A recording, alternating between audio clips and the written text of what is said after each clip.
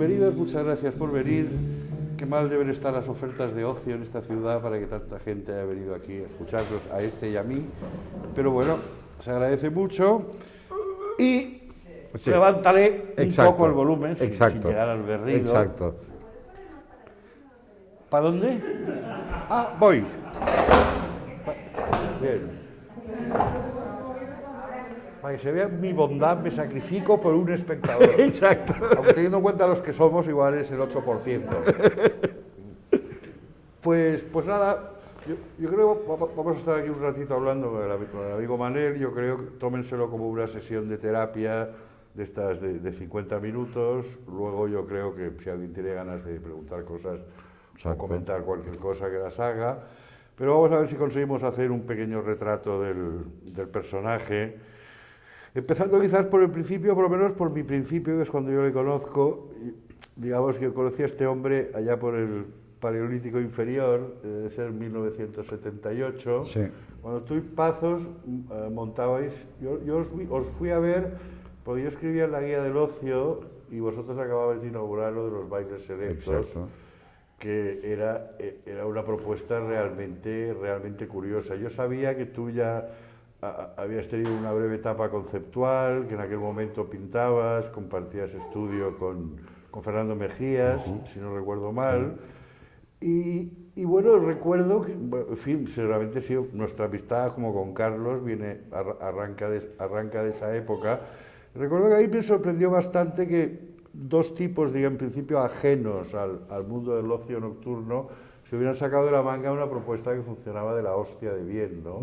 Esto, ¿podrías intentar reproducir brevemente un poco la época y lo que os llevó a montar este asunto? A ver, yo en aquella época era director de la Galería G y una noche saliendo de cenar, no me acuerdo de dónde, sé que bajábamos por la calle Montaner en un coche y que no había dónde ir. No sé si eran las 2 de la mañana y no sé por qué me vino a la mente un local de Nueva York que hacía música de salsa, muy famoso, muy antiguo, no me acuerdo cómo se llamaba, y que había una gran orquesta y salseros y tal. Y aquella noche dije, es que... Creo que Pazos había visto a Héctor Lavoe allí. Exacto. Y entonces aquella noche dije, es que tenemos que abrir un local, esto con una big band tipo Glenn Miller y músicos de salsa al mismo tiempo. Y así lo hicimos, o sea, fuimos a hablar con el dueño del Cibeles, que estaba en la calle Córcega, y lo alquilamos viernes y sábados y luego jueves.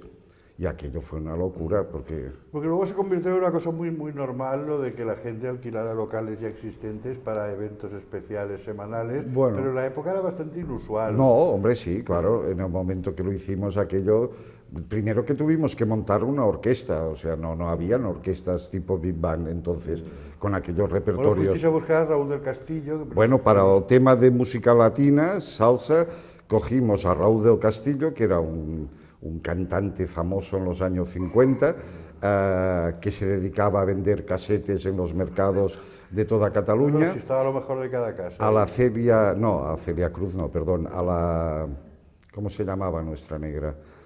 Ahora no me acuerdo. Bueno, ella regentaba un puticlub en Barcelona, muy selecto, y a Ramoncito, otro que también... que eran 2 metros de negro con un puñal aquí y un pistolón así en la maletita siempre. Una bestia parda, sí. Él se dedicaba, era proxeneta, entonces tenía chicas trabajando por ahí. Y luego vino Johnny Ratón, que era el bajito, que tenía una mujer rubia enorme.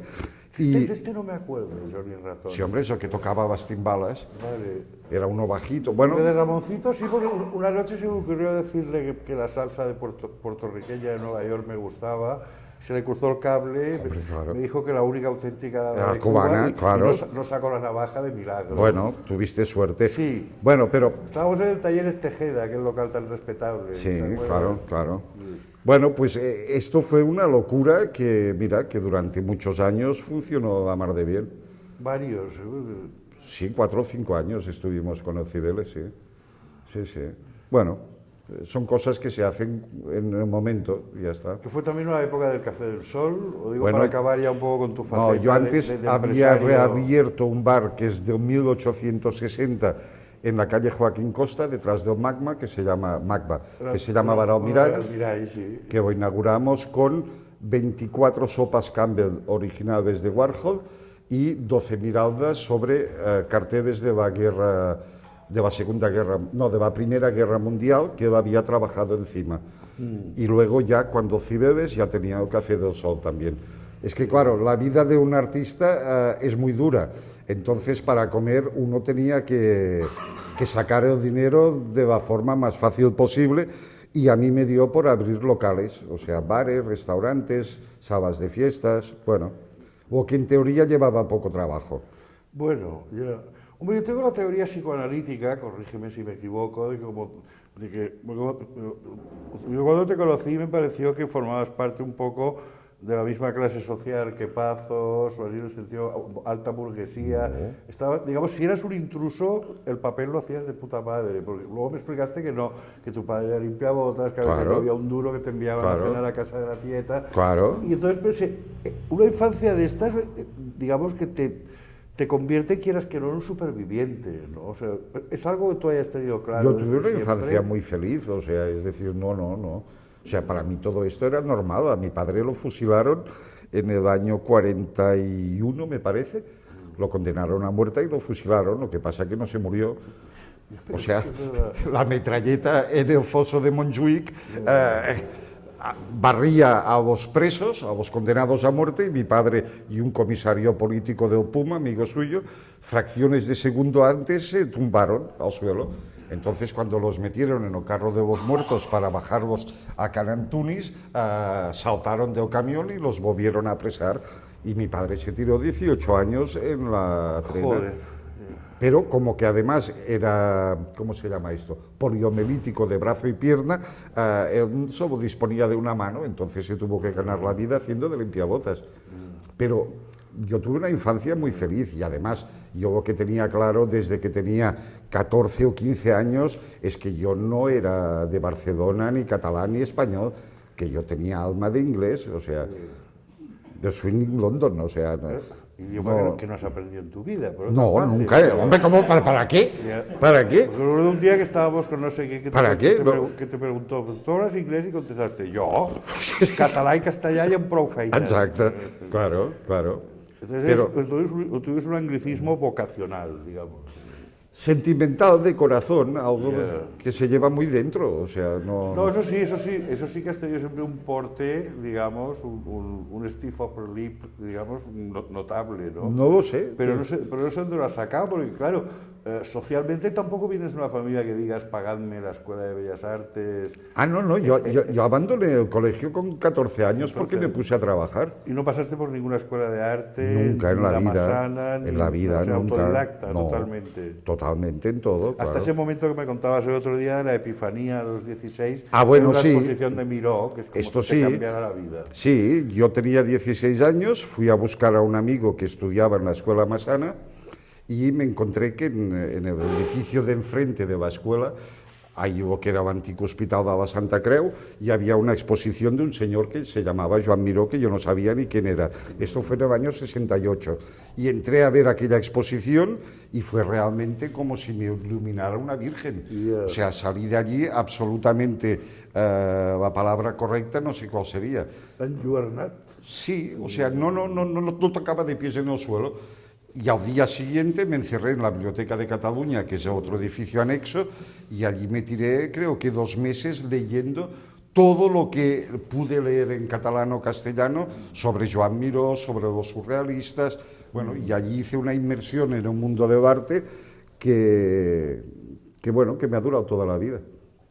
Bueno, y luego te dio también, yo recuerdo un monólogo tuyo sobre Duchamp, que realmente fue el primer rollo que me soltaban al respecto, que yo tenía todavía menos idea que ahora de arte contemporáneo, y todavía lo recuerdo porque fue como muy iluminador, o sea, conseguiste hacerme ver al personaje de una manera que hasta entonces yo, digamos, no lo había... Bueno, porque en aquella no lo había época... pillado. Empecé a entender un poco lo que le veíais, pues tú, Carlos, y un montón de gente más. Sí, ¿no? pero yo con los años he cambiado mucho mis opiniones al respecto, ¿eh? O sea, quiero decirte que todo aquello que yo en aquellos momentos supongo que valoraba como acontecimientos importantes dentro del arte, yo sobrevaloré mucho a Duchamp y la verdad es que luego no me interesa lo más mínimo.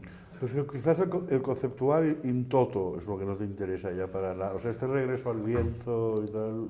Vamos a ver, es que lo peor que puede haber pasado en la historia de los últimos siglos es que el arte se aprenda en las universidades. O sea, es decir, las vinculaciones con el arte, del arte con la cultura, para mí es algo muy tangenciado. O sea, quiero decirte, todo lo que Pero en viene... Inglaterra, piensa la cantidad de bandas de rock que se han formado en las escuelas de arte, de gente que no sabía muy bien qué Porque hacer. al final han sabido canalizar como Dios manda su talento. Quiero decir, rock Pero sí, claro, si hubiesen salido artistas conceptuales, ya me dirás tú. Sí, pero recuerda que mismo Brian Ferry tuvo de profesor a Richard Hamilton, ¿no? O sea, Sí. las relaciones esas entre el arte pop y la música y tal, sí que hubo un momento que tuvieron un resultado fructífero. Hombre, en España, Carlos Pazos es el único artista que ha sido fiel a esta idea. O sea, quiero decirte, no... No, es un fenómeno muy anglosajón. Sí, exacto. Sí, bueno, no, hombre, en aquella época todos teníamos nuestras fes y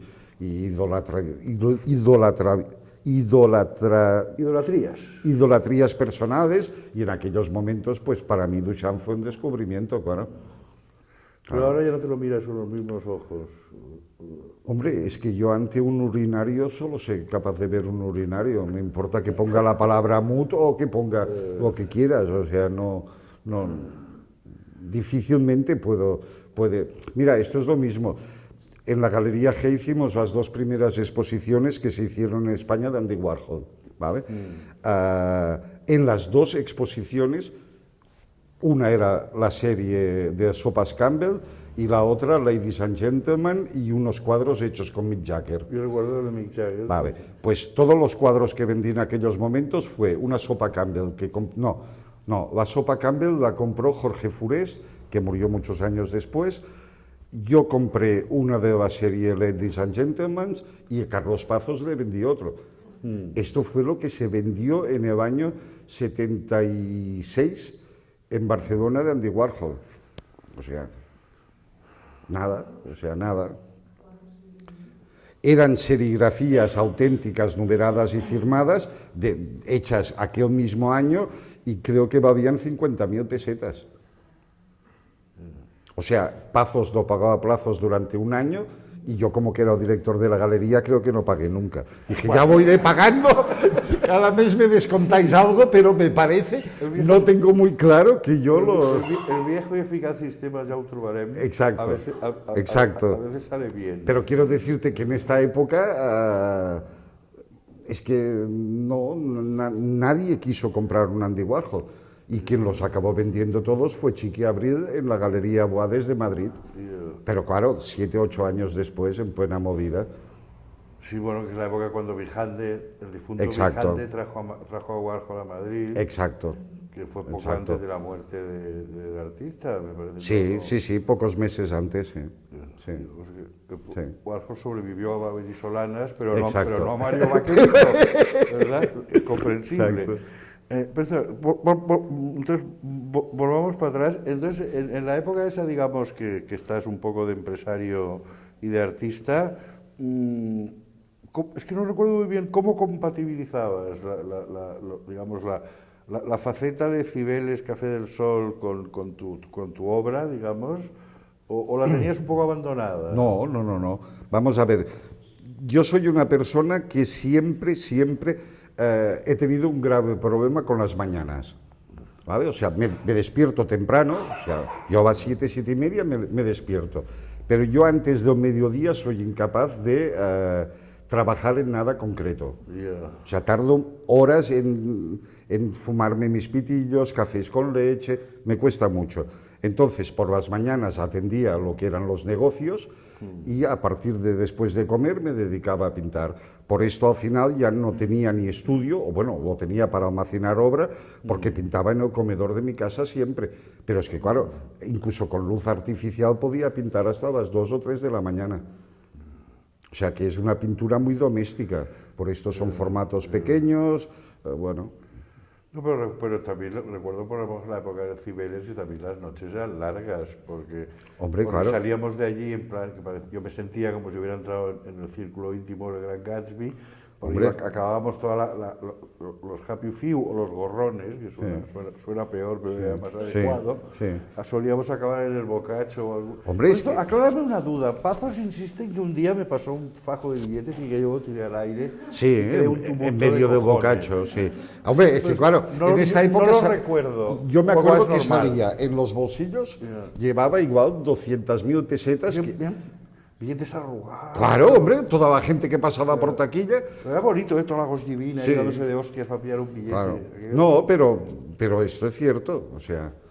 Y entonces, bueno, pues aparte de estos días, que esto era el viernes y el sábado, el resto de la semana yo hacía bondad. Pero poco después empezaste con lo de la producción cinematográfica, que también es algo que nos dejó a todos bastante Bueno, pasmados. no, pero esto tiene mucho sentido. O sea, es decir, yo desde muy niño, con mis padres, yo siempre había visto 8 películas cada semana. Es decir, sábado por la tarde iba al cine con mis amigos, doble sesión de cine de barrio. Domingos, doble sesión de cine de barrio. Lunes, mi padre es el día que no iba a trabajar. Entonces, lunes por la tarde, yo iba con mi padre a un cine de estreno. Y por la noche, lunes por la noche, con mi madre y mi padre, íbamos a otra sesión de cine de barrio. O sea que yo me tiré, pues, 14, 15, no, tantos no, 10 o 12 años viendo 8 películas a la semana. Entonces, claro, para mí el cine era importantísimo, tan importante que con 16 años yo frecuentaba mucho los cineclubs y una noche apareció un señor vestido todo de negro, con gafas oscuras, que se llamaba José María Núñez, y a mí me cambió la vida, porque ese señor vino a presentar una película que se llamaba Noches de vino tinto, que era un rollo espantoso con Serena Vergano de jovencita. Y Enrique Irazoki, ¿no? Sí, exacto. Y al día siguiente yo quería ser como aquel señor. O sea, no me digas que... No, sí, pero es que no se me ocurrió nada más. A nadie que quisiera ser Núñez. Sí, porque llevaba gafas de sol de noche. Entonces... Ya... Claro, yo lo único que me podía parecer con él era ponerme gafas de sol de noche. Esto también lo hacía Lou Reed, que era más digno. No, pero Lou Reed no existía en aquella época, Ramón. También, ni la Velvet. También es verdad. No, había otro que era Godard, que también fue una de mis pasiones de juventud. Y allí perdí la vista. O sea, con lo cual, conseguí tener algo de cinematográfico. No, pero vamos a ver. Yo hice mi primera exposición en 1974. En la Petit Galerie de Lleida. Del 74 al 83 había pasado por la documenta de Kassel del 74, había participado en exposiciones en 6, 7, 8 países de todo el mundo y aquí en casi todas las que estaban abiertas por aquella época. La Galería Ciento, la Eude, la Sala Vinson, la Galería de Franco Bombelli, en cada que expuse 2 o 3 veces. Bueno, tuviste una buena relación con Marisa Díez de la Fuente. Sí, hombre, claro. Fantástico. Claro. O sea, es decir, que digamos que en estos 10 o 12 años de mi vida que me dediqué intensamente a la pintura, acabé agotado, o sea, porque no paraba de viajar y trabajar mucho. Y en el año 83, cuando hice la última exposición entonces que hice en Barcelona, bueno, no, en Barcelona y en todas partes, nunca más volví a exponer, llegué a la conclusión, a ver, la anécdota es casual, pero a lo mejor tiene algo que ver. Yo, cuando entré como director en la Galería G, había una crítica de arte contratada, que es la que hacía las presentaciones de todos los catálogos, que se llamaba Vicky Convaría, que en aquella época escribía en El País. Y yo lo primero que hice, al ver que cobraba esta señora por escribir un catálogo desde Nueva York tan ricamente, lo primero que hice fue despedirla, claro, porque aquello era inmoral. Que también eché a Juan Carlos Pérez Sánchez, que era el que hacía los catálogos, América Sánchez. Tú sustituiste a José María Martifón, ¿no? Allí. Sí, José María Martí se fue a trabajar al País, me parece, y entonces a mí... Fue a Los Ángeles. Sí, se fue como corresponsal en Los Ángeles. Y entonces, bueno, pues Vicky Convaría esto no me lo perdonó jamás, y bueno, o sea, aquello que me retiró la palabra absolutamente. Y me acuerdo que... Le habías tocado algo muy importante. Hombre, sí, un buen sueldo cada mes por hacer 2 folios. Y entonces, cuando hice esta exposición, ella sacó en El País una crítica de la exposición, que no guardo nada, porque nunca guardo nada, pero me acuerdo que hubo una frase que me llegó al alma que decía que en resumen había que reconocer que un servidor, junto con Miquel Barceló y García Sevilla, eran los 3 artistas con más futuro que había en este país. Detalle por Y parte dije, de Vicky. hombre, después de 10, 12 años trabajando como un burro, yendo para arriba y para abajo todo el día, pues mira, lo dejo. Y lo dejé. Lo dejé, o sea, dejé de exponer, dejé de trabajar con una rutina profesional, de trabajar cada día, etcétera, etcétera, y entonces lo dejé. Y como que mi otra pasión de siempre había sido el cine, dije, pues me voy a poner a producir películas. No, porque te metiste con un valor rayano en la desfachatez, es una cosa que siempre he admirado de ti, porque Hombre, es que no, te, porque- te metes en los sitios como diciendo que alguien No, me detenga, ¿no? no, porque no, No es no, fácil pasar no. de artista a productor cinematográfico. en Me costó principio. 2 meses. Ya. Claro, me costó 2 meses, o sea, a ver, yo en 10 años llegué a hacer 12 largometrajes. O sea, es una No, locura. y algunos de ellos, como el Vendalilla, con cierta repercusión crítica, por lo menos. Bueno, fue al Festival de Berlín, sí, bueno, sí, sí. Pero bueno, quiero decirte, no, esto no tenía ningún secreto en aquellos momentos. O sea, yo he llegado a calcular que creo que en aquellos momentos de subvenciones de televisión, el Ministerio de Cultura y la Generalitat, debí recibir como 1.000 millones de pesetas en 10 o 12 Ya. años. Claro, o sea, trabajar Bueno, así fue una es muy época fácil. también, fue una época también, no hace falta decir nombres, pero que prosperó, no te incluyo evidentemente, pero un tipo de productor especialista en poner boca abajo a las instituciones, rodar por menos dinero de la subvención. Hombre, claro. y embuchacárselo o comprarse un Porsche. Hombre, claro, claro, O sea, claro. pero sí que es verdad que fue una época en la que igual había más dinero que ahora, eso seguro, pero se rodaba con mucha alegría para ser un país, digamos, Hombre, de segunda. oye, yo cuando hicimos el Vendevilla estuvimos 6 meses rodando en Menorca, más de 100 técnicos allí, y claro, reconstruir el siglo XVII en Menorca no es Es fácil. un proyecto muy ambicioso. Bueno, tú aquí, ¿Qué hombre, ha sido de Gormezano, por cierto? mira, me lo encontré hace muy poco, muerto de hambre, como todos. Ya. Como todos. Pero claro, era una película ambiciosa, todo el vestuario del ejército inglés lo sacamos de la película Barry Lyndon, o sea, lo alquilamos en Astana Berman en Londres, bueno, proyectos, pero el más loco de todos fue haber producido la película de Pep Salgot, claro. Ya. Central Station, aquello fue muy duro. Bueno, de eso lo hablamos en su momento, que yo Exacto. te dije, este guión no anda. No, claro que no Pero andaba. tú me dijiste, no anda por escrito, pero una vez rodado andará. Hombre, porque Salgot en teoría tenía una cierta sensibilidad a la hora de encuadrar, de ver No, visualmente eso es las verdad, cosas. tiene una sensibilidad visual clarísima. Lo que pasa que en aquella época el pobre Salgot estaba muy alcoholizado No, y, sí.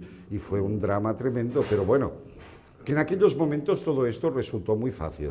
Y enseguida, pues bueno, yo porque en aquella época iba bien vestido, me hicieron presidente de los productores y bueno, o sea, azares de la vida. Y entonces cuando nació mi hija pequeña, que ahora tiene 22 años, dije, a ver, Manolito, cuando has entrado en esto, ¿qué propiedades tenías y cuánto dinero tenías? Y me di cuenta que tenía lo mismo. Ya. Dije, hostia, Algo habías hecho no mal. he pringado ni un duro, cierro. Pero y tampoco, cerré. pero tampoco te habías lucrado. No, hombre, yo cobraba un sueldo, pero... O sea, cobraba 5 meses más de lo que cobraba la telefonista en aquella época en el despacho. ¿Estamos hablando del final, o sea, de Septimania? Sí, que es cuando decidí cerrar. Y cerré también por una tontería de mitología personal. Es que yo había leído que John Lennon, cuando nació la hija pequeña o hijo pequeño, Hijo, ¿no? hijo, ¿no? Que había decidido en quedarse 2 años viviendo dentro de los apartamentos Dakota para poder estar con su hijo y aprender a hacer pan. Ya. ¿Vale? Entonces dije, buen hombre, plan. yo llevo 12 años entre produciendo una película o 2 cada año, viajando a todos los festivales del mundo. Claro, o sea, yo a mi hijo mayor no lo conocía prácticamente, porque venía a los rodajes a veces, pero yo nunca lo podía ver. Y dije, no, esto no me va a pasar. Y entonces cerré la productora y me encerré en mi casa. Pero no había también algo de cansancio como del cine como previamente de la pintura. Hombre, el Y a ti cansancio... siempre se está acusado de ser poco constante. Hombre, poco constante. De que vas A ver, pasando de oye, una cosa a otra perdona. por etapas. Quemé mi etapa de pintor en el 83 después de haber hecho 40 o 50 exposiciones y videoartes a punta pala en aquellos años. Cerré la productora después de haber hecho 12 largometrajes más una serie de televisión. Vale, hay muchos productores españoles que en 30 años no han hecho 12 películas. Ya no digo si son buenas o malas, o sea, por el trabajo. Por el trabajo. Y entonces cuando me dije, bueno, ¿y ahora qué hago yo en mi casa encerrado todo el día para ver a mi hija? Me dediqué a escribir novelas. Bueno, pues publiqué 18 novelas en 10 o 12 años.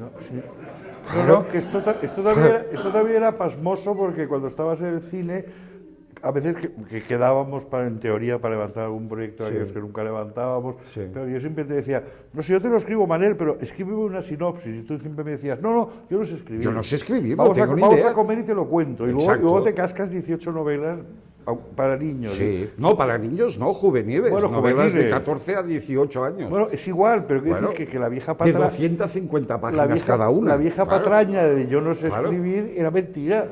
Bueno, no, mentira no, porque es verdad, yo nunca había escrito, nunca había tenido ninguna habilidad de escribir. O sea, ante la necesidad de decir, yo, ¿y ahora qué hago? En mi puta casa es todo día encerrado. Una vez más volvemos a la brillante desfachatez esta de la que te hablaba, que me parece admirable. No, pero no es un problema de desfachatez. En el buen sentido del término. No. Entras en las cosas con una alegría que mucha gente diría, me da miedo. No, esto un día me lo explicó Samuel Fuller, que por suerte hablaba algo de español, que aparte de enseñarme a bailar claqué, yo le pregunté, le dije, a ver, ¿cómo conseguía usted en el Hollywood de los años 40 y 50, que era la plena era de Maharci y tal, hacer películas donde los productores respetaban su criterio? Y me dijo, es que es la cosa más simple de un mundo. Digo, ¿cómo? Es que es una película. O sea, quiero decir que no tiene ninguna importancia escribir una novela, pintar un cuadro, hacer una película. Es un episodio insignificativo en la vida de una persona. Sí, pero hay imponderables que rodean todas estas cosas y que muchas veces las entorpecen, Manel. No hay imponderables, no. O sea, nadie te puede entorpecer pintar un cuadro que puedes hacerlo con un bote de tinta o tinta lux y un papel. No hay ningún imponderable en escribir 250 páginas de ficción. Hombre, no hay sí, pero ninguno. siempre hay el galerista que no te quiere exponer, el editor que no te quiere Yo nunca he editar, tenido o el esos productor problemas. que no te quiere pagar una película. No, eso existe. No, esto no existe. Otra cosa es que tú lo Esto hayas es secundario, sorteado con habilidad. Esto es secundario. Si tú tienes un proyecto que en aquellos momentos tú eres consciente que estás entregando toda tu alma, lo haces lo mejor que puedes, que te esfuerzas por hacerlo un poco bien. Problemas no has... Hombre, yo me acuerdo que cuando acabé mi segunda novela, porque hice dos, o sea, siempre te dices, una sola no voy a hacer dos, hice dos. Y me acuerdo ya que nos ponemos, que ¿no? dije, bueno, ¿y ahora qué hago con esto?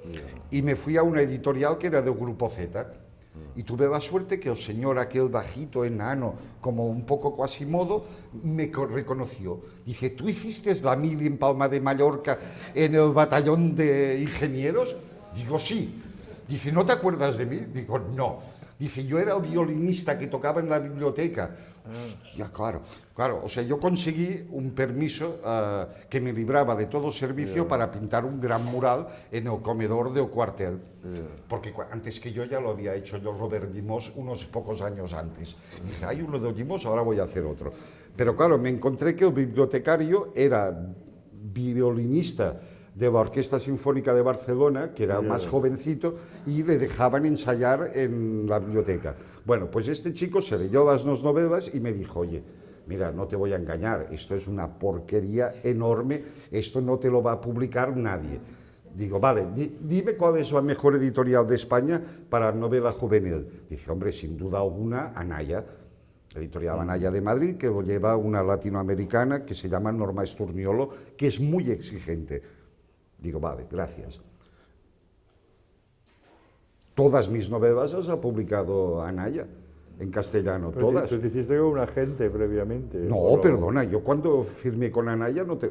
no, de la gente me vino por mi amigo Javier Tomeo, que un día, que éramos muy amigos, y Javier me dice, pero Manel, ¿te has puesto a escribir? Digo, sí, pero ¿qué?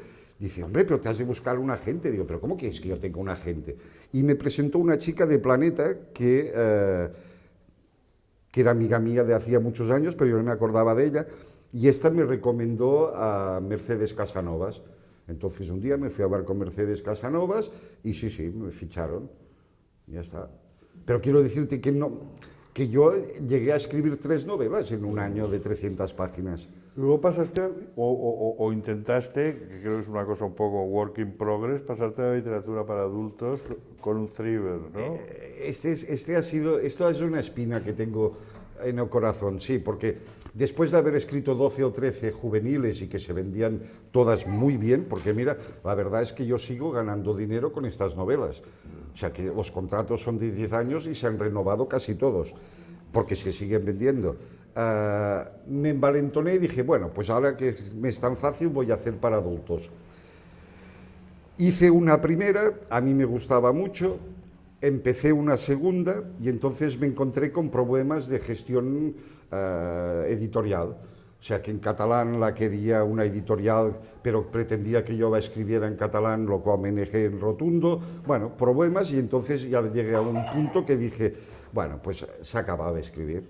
Y nunca más he escrito nada, nunca más. ¿Y la vuelta a la pintura es fruto de otra epifanía como la de Miró a los 16? Sí, ¿o sí, qué? de una epifanía que tiene que ver con mi psiquiatra. Sí. Yo hace 4 años cerré mi última galería en Barcelona, que estaba en el Poblenou. Aquello era una locura megalómana porque era un local que la entrada era para camiones, era un espacio enorme con un techo altísimo y detrás un patio enorme y otra sala. Y me hacía tanta ilusión programar y abrir aquella galería que no caí en la cuenta que estábamos en plena crisis económica. O sea que 2 años después, la realidad es que Omenda había perdido 250.000 euros y que mi abogado me decía, o cierras o acabarás en la cárcel. Y entonces dije, bueno, voy a cerrar. Y ahí me pasó algo que no me había pasado nunca en mi vida. Y es que cogí una depresión de caballo. Y entonces cambié de psiquiatra. Es raro, porque a veces no hay quien te tumbe. No, nunca en la vida, es verdad. Y entonces el psiquiatra hace un par de años me dijo, oye, pero ¿a ti qué es lo que más te gusta hacer en el mundo? Lo que más placer te produce sin necesitar nada ni a nadie. Digo, hombre, pintar. Dice, ¿y por qué no lo haces? Digo, hombre, dejarlo de hacer, nunca he dejado de hacer, pero intentar hacer obra profesionalmente, y la verdad es que me puse, y fue por esto, por una indicación de un médico. Bueno, hay que hacer caso al psiquiatra. Bueno, sí. Yo lo hago Sí, también. a mí me cambió la medicación, sí. Me trataban con antidepresivos y me los cambió. O sea, no tomaba, me dio otra cosa. ¿Y lo ves como una fase duradera? Ya que no, hablar en definitiva en tu caso me parece imposible, pero... No, sí, vamos a ver. Pero duradera y con una evolución de años... Vamos a ver, sí. Yo creo que esta exposición, que es una exposición que para mí tiene un título genérico por una razón que es obvia. O sea, yo en estos 30 y pico de años nunca he dejado de pensar en la pintura, ni de imaginar la obra que a mí me hubiera gustado haber hecho. ¿Vale? Entonces, esto para mí es... O sea, mi idea original, claro, yo no tuve en cuenta que el techo no era suficientemente alto, pero mi idea era juntar todas las obras en 2 paredes. O sea, 4 hileras de piezas y 4 aquí delante. Porque mi idea era hacer como un gran calidoscopio con imágenes que todas tienen un vínculo común. Y este vínculo es de la época de Van Gogh, básicamente Klimt, Van Gogh, Gauguin algunas veces, Cézanne, hasta la pintura de los años 40, 50, ¿vale? O sea, es decir, el arte que a mí más me ha marcado toda la vida, sin lugar a dudas, ha sido posimpresionismo, el fauvismo de pintura, ¿vale? O sea, es lo que más me ha llegado al corazón internamente. Y de algún modo, al empezar a trabajar solo por prescripción facultativa, no buscando otra vez una vuelta profesional a galerías, a exponer, sino como no como una terapia, pero sí algo que me producía un gran placer. Lo que quise fue enfocar este placer en algo que no me produciera ningún sufrimiento. Es decir, trabajar teniendo muy presente la pintura que a mí me había hecho gozar en la vida. Entonces, cada una de estas piezas, en principio, pueden parecer con poca conexión interior, pero para mí hay un hilo conductor muy importante, que me vas a corregir la palabra porque yo como no hablo idiomas, la joie de vivre. Ahí has estado bien, sí, lo ha entendido todo el mundo, ¿no? Exacto, yo creo que el hilo conductor de estas piezas es transmitir al espectador, pero en principio ser capaz yo mismo de crear unas obras con este espíritu que creo que, como dice nuestro buen amigo Carlos Pazos, es lo que tiene que tener una buena obra de arte, que ser una compañía agradable. La teoría de Carlos es que arte es una cosa que no sirve para nada, pero que hace compañía. Exacto, ¿vale?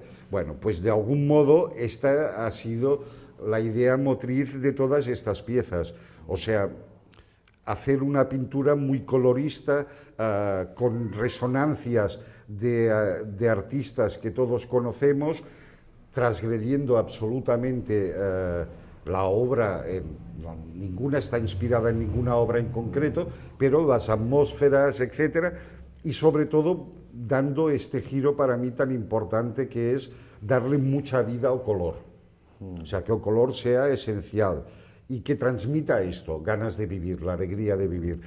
Entonces, una vez acabé en septiembre el último cuadro que hice para esta exposición, sí tuve muy claro que los pocos años que me deben quedar de vida los voy a dedicar a esto.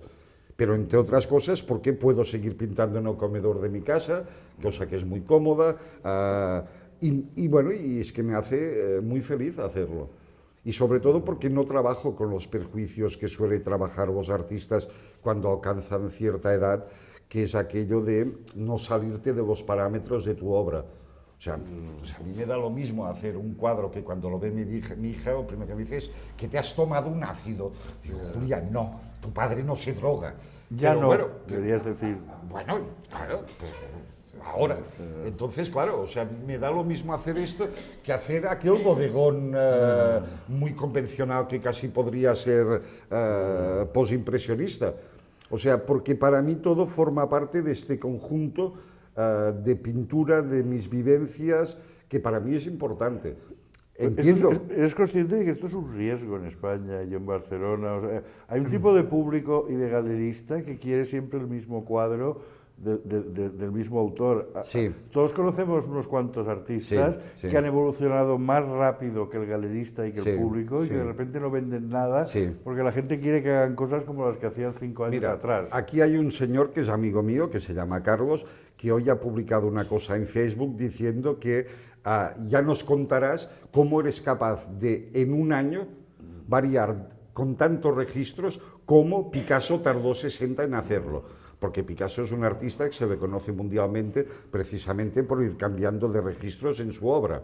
Sí, pero siempre quizás dando el tiempo justo, bueno, sí, o lo que sea. Acuerdo, sí, de acuerdo. Tú conoces a Antoni Socias, por ejemplo, el mallorquín. Se ha ido quedando sin público a base de ir siempre a unas velocidades de vértigo, ¿no? Bueno, pues digamos que en la época de las nuevas tecnologías digitales y tal, Manolito esta vez ha renacido con unas velocidades de crucero incomparables con las que podría tener el señor Picasso en este sentido.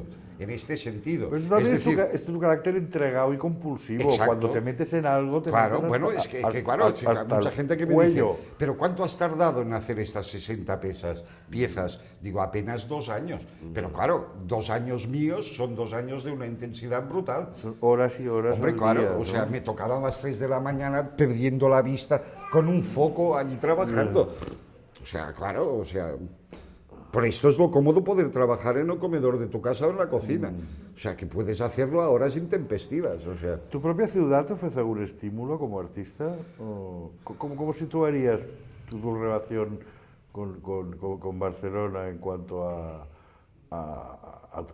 tu trabajo artístico? ¿Crees que le debes algo a la ciudad o o que te estimula de alguna manera. Hombre, o... a ver, mi ciudad me estimula porque afortunadamente, como todo el mundo, tiene amigos con los que se ve a menudo, con los que se ve menos, pero a mí la ciudad de Barcelona yo no le debo nada ni ella a mí. O sea, es decir, aparte que queda muy poco de mi ciudad de Barcelona, cada vez queda menos. Yo no, o sea, en mi obra Barcelona no tiene nada que ver. O sea, nada, o sea, y aparte que Barcelona nunca ha sido una ciudad amante del arte, o sea, es decir, Ramón Casas, que era un tío riquísimo en su momento, aparte de que tuvo primer coche privado en Barcelona y tal, y que en su estudio daba fiestas cuando venían los ballets de Diaghilev, etcétera, se quejaba de que la burguesía catalana ya no le compraba cuadros. A Ramón Casas. Yeah.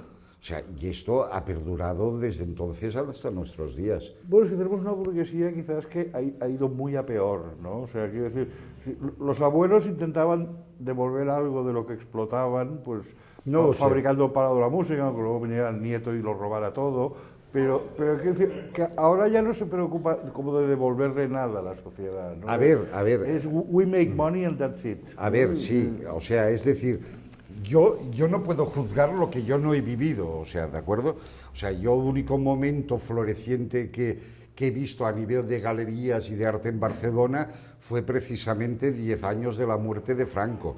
O sea, cuando muchos profesionales liberales, algunos empresarios, estaban hartos de tener un Rossinyol o un Casas en su casa o en su despacho, y entonces esta gente... Ya, pero hablas más de gente como Rafael Tous. No, ¿qué coño? No, hombre, no, te hablo de notarios, no. Vale. No. O sea, que entonces esta gente empezó a descubrir y a interesarse por lo que era un arte de izquierdas, digamos. O sea, empezaron a comprar Guinovars, Rafos Casamada, Tapies, y esto sí fue un momento que en Barcelona hubo un cierto mercado. Pero esto duró 10, 12 años, o sea, no más, y eran 3 o 4 galerías al fin y al cabo. Luego nunca más ha existido un mercado en Barcelona, nunca. No, hoy día, no, incluso a nivel social, basta comparar las exposiciones que puedes tener ahora en Madrid con las que tenemos aquí, y es para pegarse un tiro, Bueno, ¿no? pero todo no sé esto... si es un problema de política cultural, o de falta de dinero, o de qué, pero ver, algo no pinta. A ver, esto siempre contesto lo mismo. Esto ha pasado lo mismo que con los equipos de fútbol, ¿vale? O sea, yo cuando era pequeño, mi padre era socio del Club Deportivo Europa, claro. Y yo los domingos por la mañana iba a Europa a ver los partidos. El fútbol de segunda y tercera división no existe. O sea, no existen, o sea, no, ni los equipos de primera división que no tienen buenas cotizaciones y grandes presupuestos, no existe. O sea, es decir, lo que antes en una ciudad podía ser un artista local de prestigio, esto ya no existe en el mundo. O sea, el artista local de prestigio, igual que el sastre, igual que el modisto, ha desaparecido. O sea, yo me acuerdo que mi generación íbamos a comprarnos la ropa a Toni Miró, a Groc. Claro, pero esto no puede existir. Porque La burguesía llamaba Rebello de Toro para que le hiciera un retratito al niño. Bueno, o sea, es decir, el mundo ha cambiado.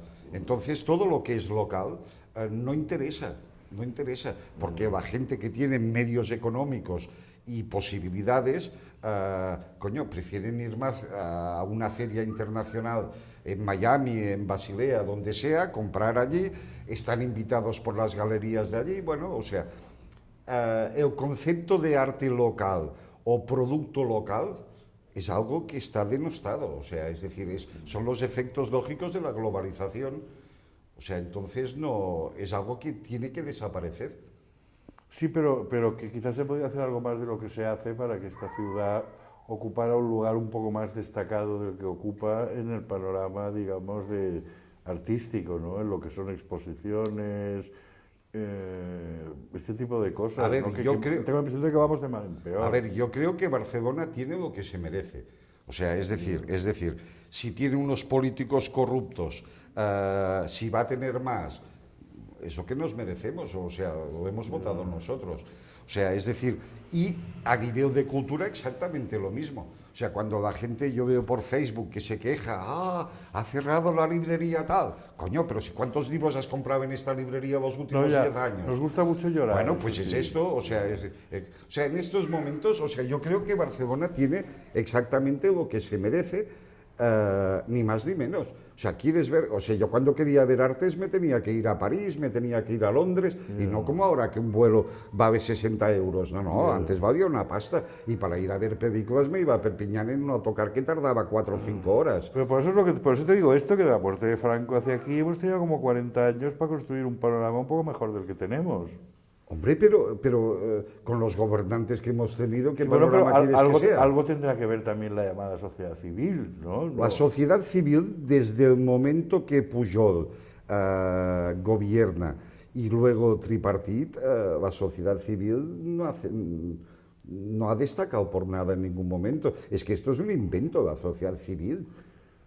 Pero suena bien, ¿no? Bueno, sí, sonará bien, pero ¿qué quieres que haga? O sea, es decir... Da la impresión de que hay un corpus humano o intelectual, aunque no lo haya, ¿no? No, pero vamos a ver, pero esto es algo que es natural y no ocurre en Barcelona, ocurre en todo el mundo. O sea, en todo el mundo funcionan las cosas igual. O sea, pedirle una responsabilidad a una gente adinerada por el motivo que sea, especuladores, empresarios, fabricantes, da lo mismo. Pedirle una responsabilidad con su ciudad me parece muy gratuito. Hombre, cuando has tenido prácticamente la capitalidad cultural de un país como tuvo Barcelona en los 60s y 70s... ¿Qué capitalidad mundial? Cultural española, me refiero a un nivel... ¿Qué capitalidad cultural española? Hombre, Coño. acuérdate cuando todas las compañías discográficas estaban aquí... Las delegaciones... Perdona, las casas centrales, las que se trasladaron a Madrid, estoy hablando a un nivel más pequeñito, Manel, menos global. Capitalidad cultural no hemos tenido nunca ninguna, Ramón. Aspiraciones a ser Milán, sí, en cierta medida. Ni eso, Ramón, yo creo que no. O sea, vamos a ver, yo creo que hay un momento que hay un Acuérdate cuando tus amigos de Madrid venían aquí porque se respiraba mejor, según ellos. Hombre, claro, pero ellos tenían el gobierno en Madrid, nosotros estábamos aquí, estábamos a 150 kilómetros de Francia. O sea, hombre, las condiciones eran muy diferentes.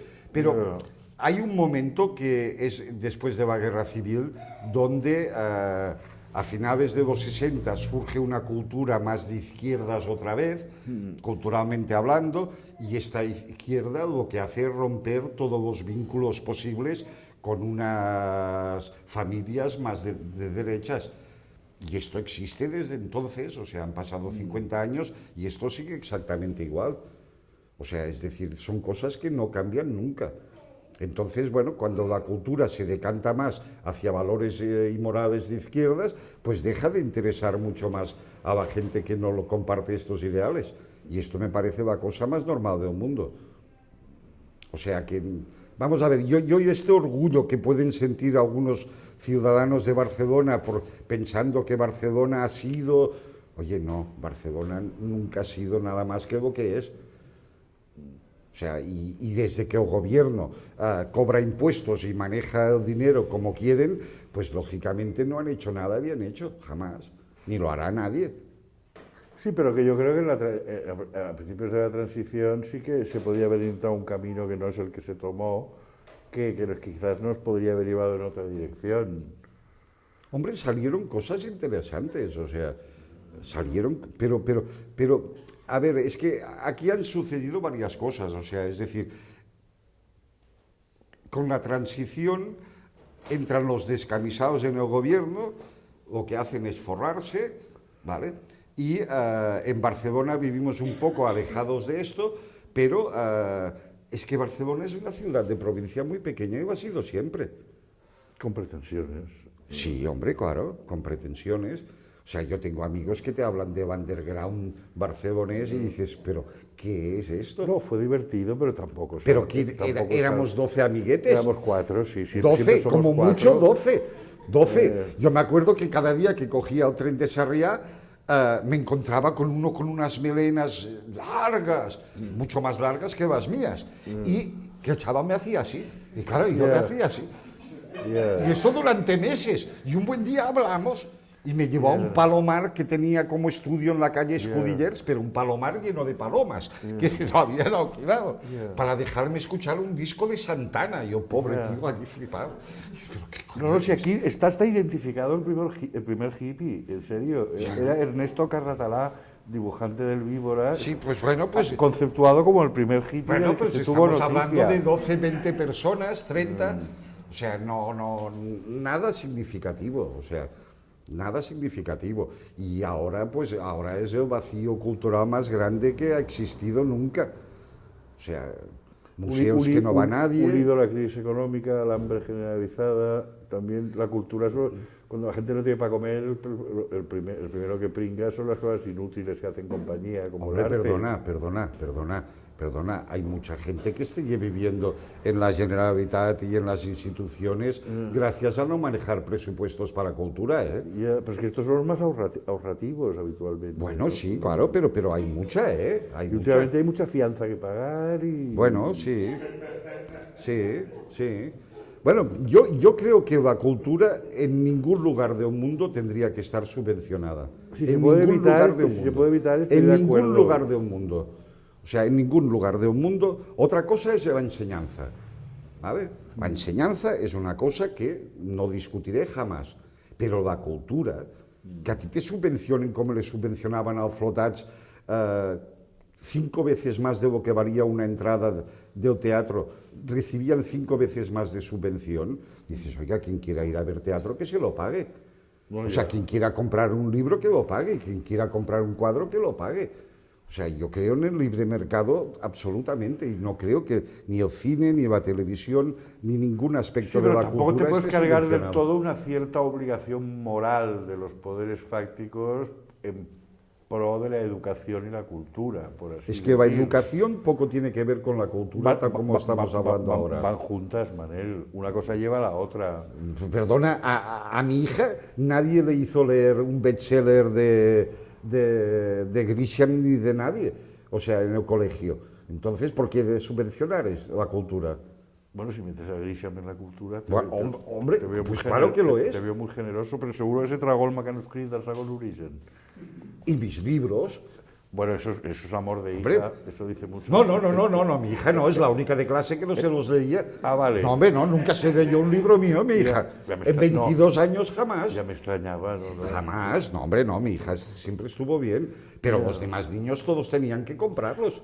Pero lo que te estoy diciendo es que no defendamos la cultura de la subvención, pero sí que está bien que la cultura sea... Está bien, me parece bien que Francia, olvidándose si son derechas o de izquierdas, consideren que la cultura es un asunto de Estado, cosa que en España nunca se ha considerado así. A ver, mira, yo hace muchísimos años, que entonces el ministro de Cultura era Javier Solana, en una comida en Madrid le dije, oye, ¿cuándo vais a aprobar una ley de mecenazgo? Ah, no hay tu tía. No, lo dijo clarísimo, esto en España no pasará jamás. Esto O sea, nosotros recaudamos y decidimos se ha dónde va a se ha parar. intentado también con el cine, No, para con que todo, mucho con todo. empresario como Tax Shelter, digamos, Exacto. metiera dinero en Y este es películas. el problema, o sea, la cultura tendría que estar en manos de las personas que les interesa y que altruistamente o por cuestiones de impuestos deciden invertir su dinero allí. O sea, pero dejar en manos del Estado la cultura me parece horrible. O a dirección de un museo, es que me parece horrible. No, no es dejarlo en manos, digamos, ser más una cierta actitud amistosa en vez de una sensación de hostilidad. Amistosa. Hombre, hacia la educación y la cultura, creo que todo gobierno está obligado a tener una actitud amistosa. ¿Tú has visto nunca hacer Mascarell con o- una actitud amistosa con algo en este país? Estamos hablando de políticos. Quizás no estamos hablando de este tipo de políticos. Ah, vale, ¿no? vale. No, más Ferran ya No, sabe- yo hablo de lo que conozco, o sea, quiero decir... Ferran, como decía el refrán, en Mascarell mira para ell. ¿no? O sea que Hombre. entonces no hay nada más que decir. Pero sí que pero la época que tuvimos a Semprún de ministro de Cultura, Que duró 6 meses. hombre, claro, porque tenía todo el día aguantando a Alfonso Guerra, eso no hay Dios que lo aguante. Hombre, claro, pero bueno. Te vuelves a Francia follado, claro. Claro, hombre. Que es- Hombre, claro. Pero para una vez que tuvimos un ministro que además era un hombre decente, un tipo admirable, lo tratamos a patadas Hombre, y se claro. le hizo la vida imposible. Claro. Los consellers ya prefiero ni hablar porque no recuerdo Hombre. ni uno que forme parte del género humano. Mira, Pero, yo cobré durante un par o tres de años una dieta por ser consejero del conseller Guitar. no era de lo peor. Bueno, pero decía. jamás me reuní con él. Es que eso era más caro. Jamás. Por eso tenías que pedir más dinero. O sea, Claro. jamás me reuní con él. Ya. Dices, bueno, me ha hecho consejero. Dices, vale, muy bien. Ya. Pero jamás, ¿eh? Bueno, Nunca. y hubo algún mamoneo más de estos. Recuerdo hombre, uno, claro que hubo. uno que estaba al tallón y Sí, llegó, hombre, llegó a no. estar para arriba. Hombre, es que llegaron a hacer una consejería para la modernidad. Esto fue muy bueno, sí. Sí, sí, sí, sí, sí, sí, sí, sí, sí. Sí, sí, hombre, sí, sí. Pero de estas han habido de muy buenas. De muy buenas. Esto es verdad. Esto Para la modernidad, ¿eh? sí. ¿Cataluña será moderna o no será? Exacto. ¿No? O sea, no será. Pobrecitos. En fin, Bueno, bueno, en fin. yo creo que ya, si alguien tiene algo que decir, preguntarle al artista. Sí, no, yo... Yo creo que se está fumando encima el pobre. No, exacto, sí. Y yo también. No, si alguien quiere hacer alguna pregunta, vamos a contestar encantados, ¿eh?